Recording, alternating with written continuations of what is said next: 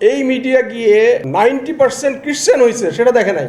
তারা দেখছে 1% বা 2% মুসলিম হয়েছে, সেটাকে তারা ইসলামাইজেশন বলছে। যেহেতু এটা ইন্টারন্যাশনাল মিডিয়া, সারা বিশ্ব কিন্তু এটা দেখেছে।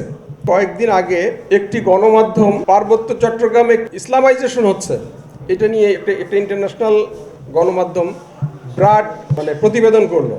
তারা ম্রো জনগোষ্ঠীর উপরে ইসলামাইজেশন নিয়ে করলো।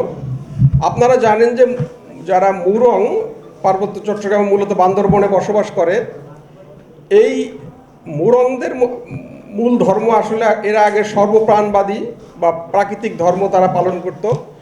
80-র দশকে তারা ক্রামা নামে একটি নতুন ধর্ম তারা নিজেরা সৃষ্টি করে সেটাতে কনভার্ট করে।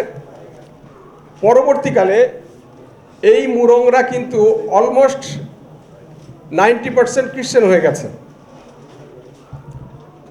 তাদের ভিতরে 1 বা 2% মুসলিম হয়েছে।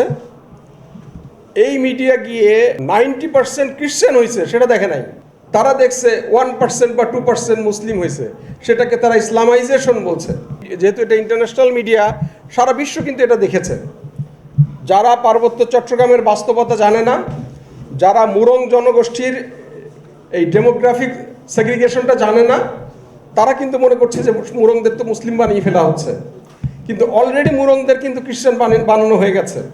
মুরংদের পাশে বম আছে, খিয়াং আছে, তারা সব পাংখো আছে, লুসাই আছে, এরা সব খ্রিস্টান হয়ে গেছে, 100% খ্রিস্টান হয়ে গেছে। সেটা নিয়ে তারা লেখে নাই। তারা গিয়েছে মাদ্রাসায় ছোট ছোট শিশুদের নিয়ে বলছে তাদের নাম পরিবর্তন করে দেয়া হচ্ছে।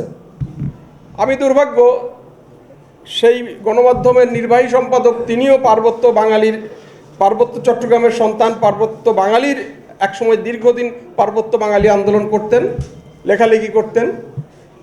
তিনি লিখলেন যে ছোট ছোট বড়দেরকে কনভার্ট করা জায়েজ, বাট ছোট ছোট শিশুদেরকে কেন কনভার্ট করবে। আমি এইটার সাথে পুরোপুরি একমত যে ছোট ছোট শিশুদের এটা করা উচিত না। কিন্তু তার কাছে বা ওই গণমাধ্যমের কাছে আমার অনুরোধ, আপনারা কি মিশনারিগুলোর ভিতরে ঢুকেছিলেন?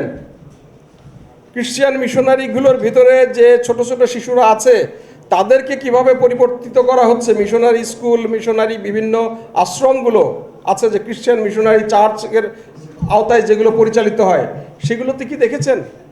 সেগুলো তো দেখেন নাই। আসলে আপনারা একটি সুনির্দিষ্ট টার্গেট নিয়ে সেখানে গিয়েছেন। সেই টার্গেট নিয়ে এই রিপোর্টটি তারা করেছে।